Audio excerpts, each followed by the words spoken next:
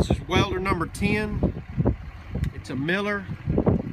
Looks like another 400, not positive, but it looks like a 400. Deutz engine, air cooled. It's a 400D.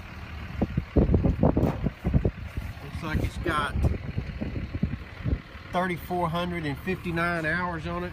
We're going to try to crank it for the first time.